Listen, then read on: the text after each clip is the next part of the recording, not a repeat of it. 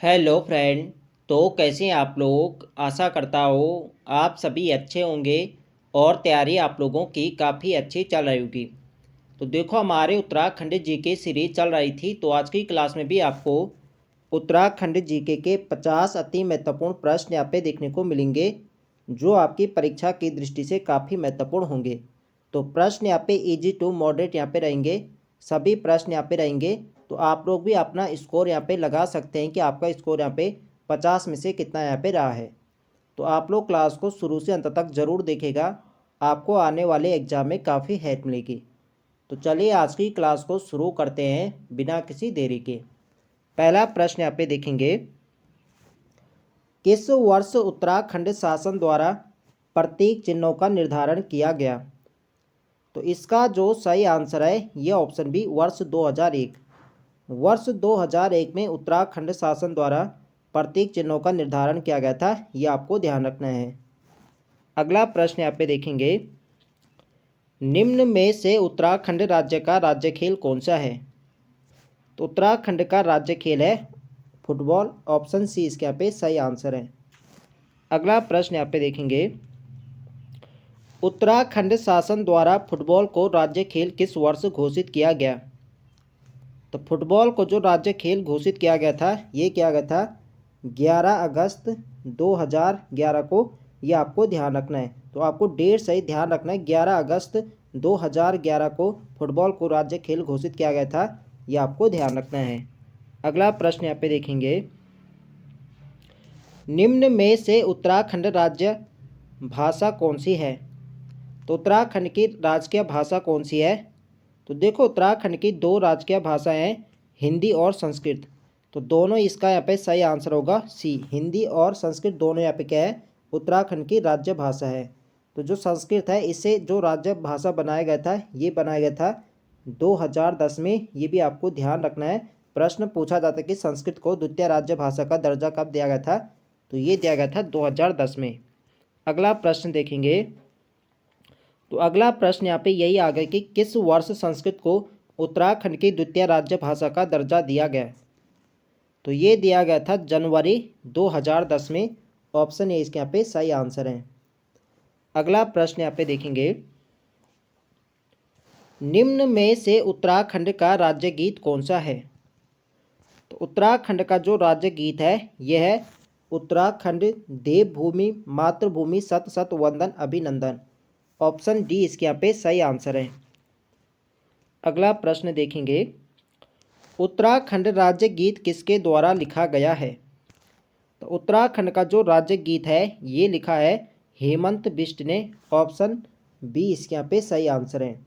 और उत्तराखंड राज्य गीत को कब अपनाया गया था। तो ये अपनाया गया था वर्ष 2016 में, ये भी आपको ध्यान रखना है। अगला प्रश्न है हमारा, राज्य गीत चयन समिति के अध्यक्ष कौन थे।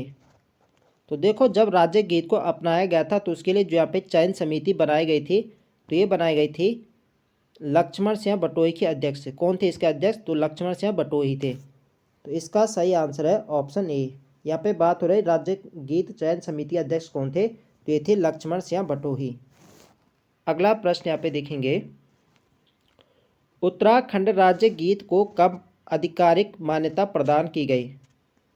तो कब इसे आधिकारिक मान्यता प्राप्त की गई थी। तो मैंने आपको बताया था 2016 में से अपनाया गया था, और इसका आपको डेट भी ध्यान रखने 6 फरवरी 2016। तो सी यहाँ पे इसका सही आंसर हो जाएगा। अगला प्रश्न देखेंगे, उत्तराखंड राज्य गीत में किन किन कलाकारों ने अपनी आवाज़ दी है। तो उत्तराखंड राज्य गीत में जो अपनी आवाज़ दी है ये दी है नरेंद्र सिंह नेगी और अनुराधा निराला। तो इसका सही आंसर जाएगा डी के साथ, नरेंद्र सिंह नेगी और अनुराधा निराला। डी इसके यहाँ पे राइट आंसर हो जाएगा। अगला प्रश्न देखेंगे, हेमंत बिष्ट जी निम्न में से किस कार्य क्षेत्र से जुड़े हैं। तो देखो जिन्होंने राज्य गीत को लिखा है तो इनका जो संबंध है ये क्या है, एक अध्यापक है, शिक्षक। तो शिक्षक से इनका संबंध है, ऑप्शन यहाँ पे सही आंसर जाएगा। अगला प्रश्न यहाँ पे देखेंगे, निम्न में से उत्तराखंड राज्य गीत की अवधि कितनी है। यानी इसकी बात हो रही है कि उसकी जो गायन की अवधि कितने मिनट की है। तो उत्तराखंड का जो राज्य गीत है उत्तराखंड देवभूमि मातृभूमि सत सत वंदन अभिनंदन, इसकी जो गायन की अवधि है यह है 9 मिनट। तो यहाँ पे तो ऑप्शन में है नहीं, तो सही आंसर क्या जाएगा डी के साथ, इनमें से कोई नहीं। तो आपको ध्यान रखना है कितनी अवधि है 9 मिनट। अगला प्रश्न देखेंगे। देखो फ्रेंड्स, वीडियो पसंद आ रही तो फ्रेंड्स वीडियो को आप लोग लाइक करें, शेयर करें, और जो लोग यहाँ पे चैनल पर नए हैं चैनल को सब्सक्राइब करें।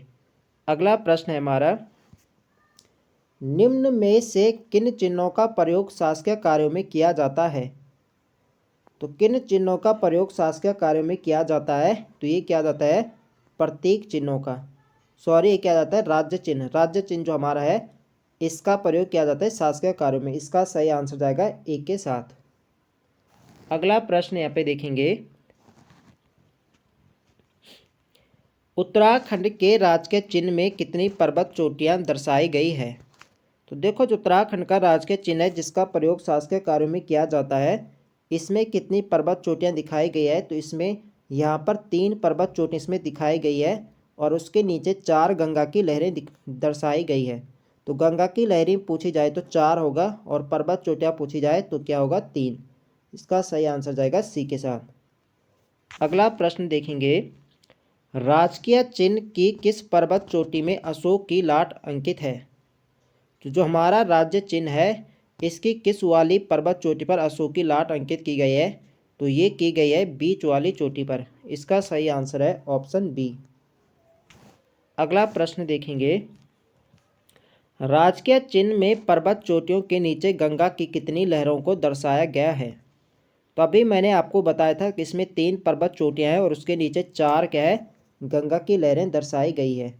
तो इसका सही आंसर क्या जाएगा? ये जाएगा डी, इनमें से कोई नहीं। अगला प्रश्न देखेंगे, राज्य का राजकीय चिन्ह किस रूप में है?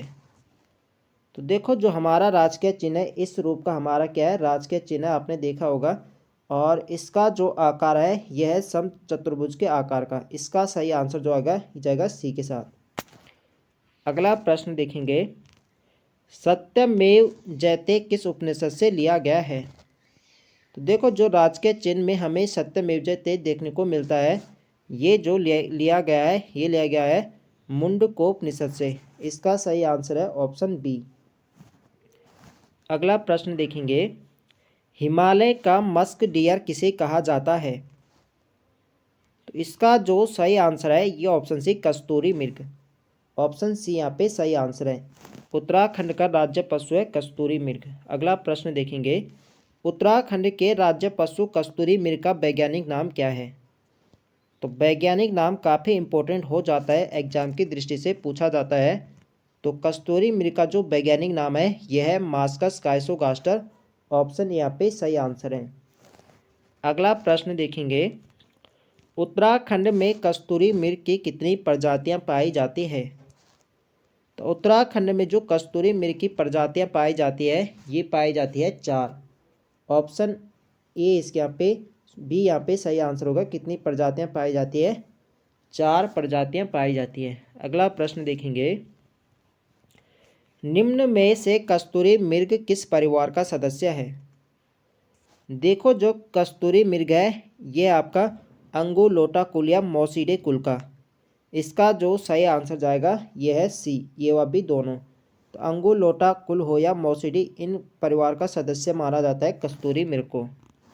अगला प्रश्न देखेंगे, उत्तराखंड के जंगलों में कस्तूरी मृग लगभग कितनी ऊंचाई पर पाए जाते हैं?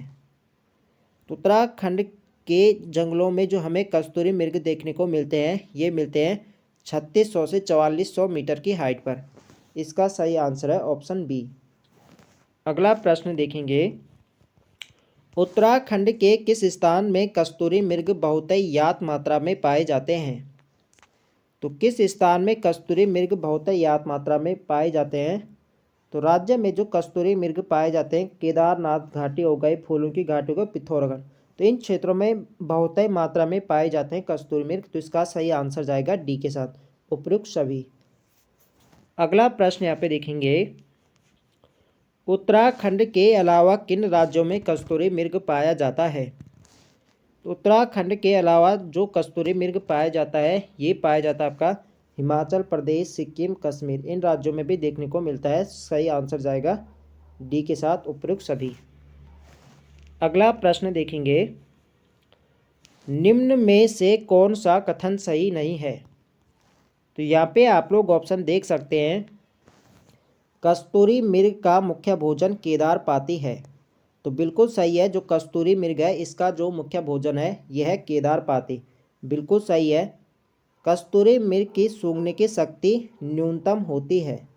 देखो, जो कस्तूरी मृग होते हैं इनके घ्राण और श्रवण, घ्राण यानी सूंघने और श्रवण शक्ति न्यूनतम नहीं बल्कि क्या होती, अधिकतम होती, बहुत तेज होती है।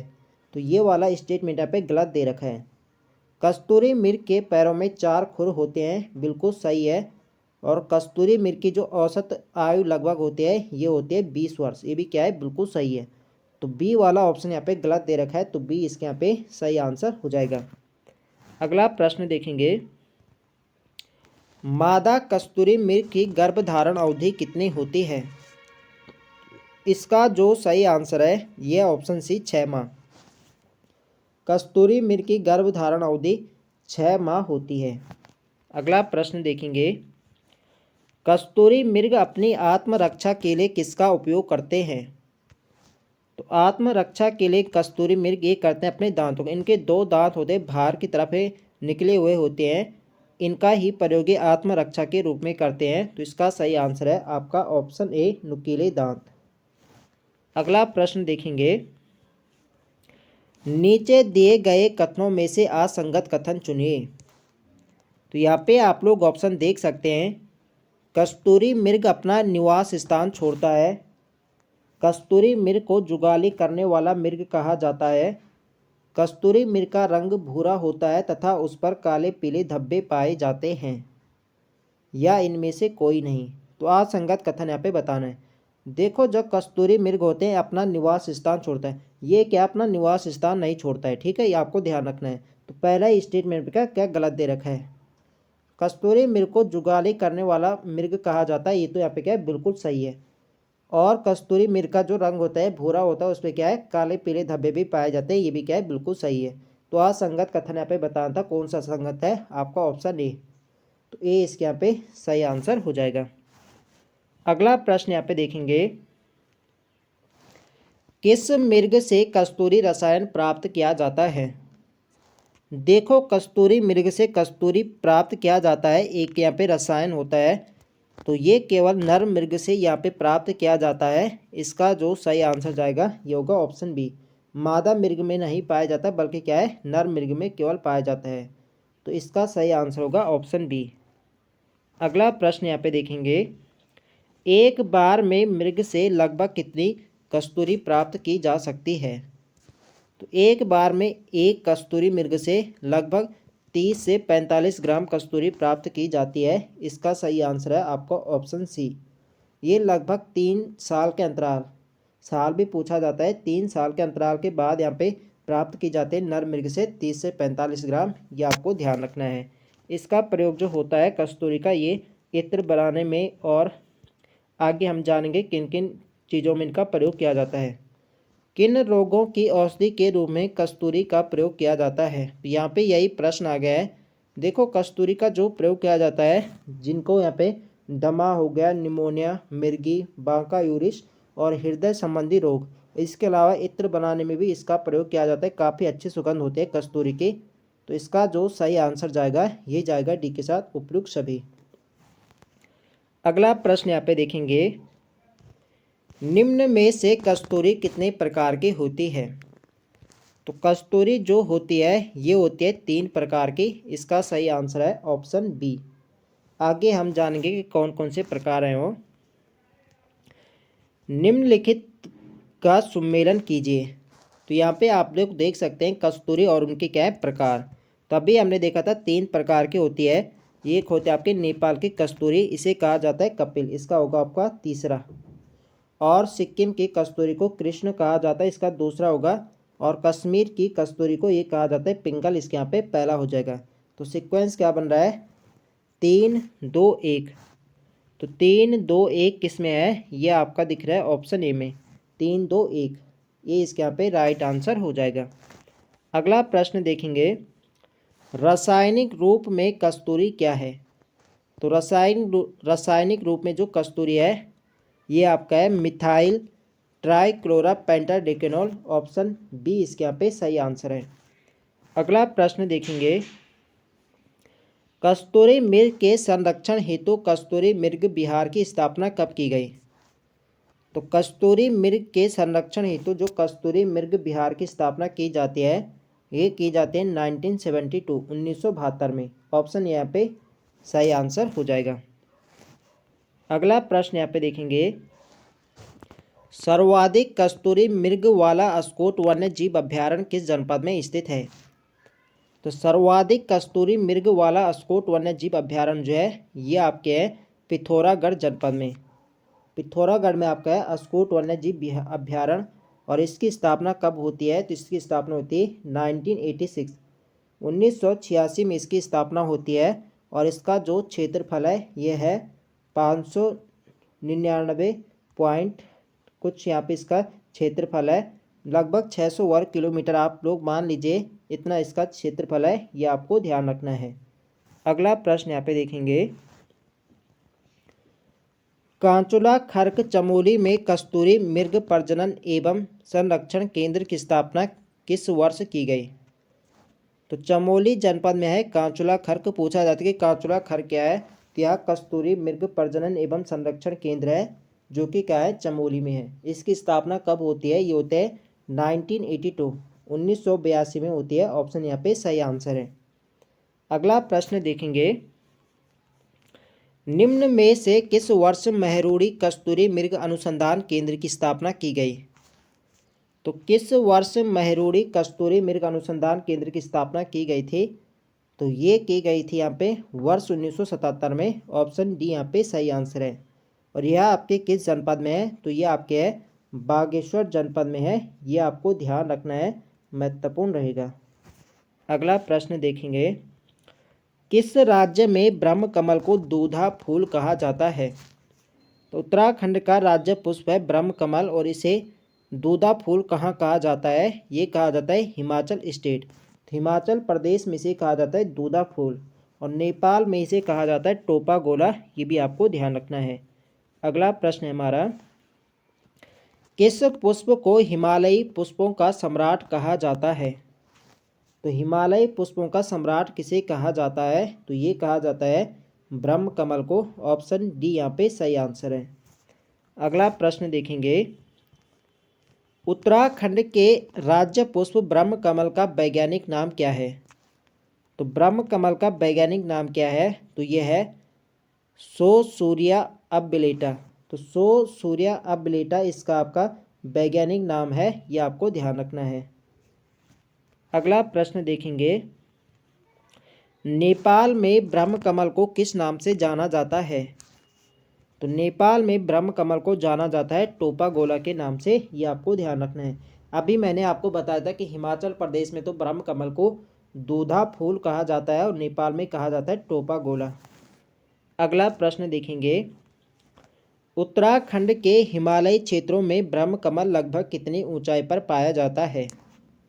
तो उत्तराखंड के हिमालयी क्षेत्रों में ब्रह्म कमल लगभग ये पाया जाता है आपके 4800 से 6000 मीटर की हाइट पर। इसका सही आंसर है आपका ऑप्शन सी।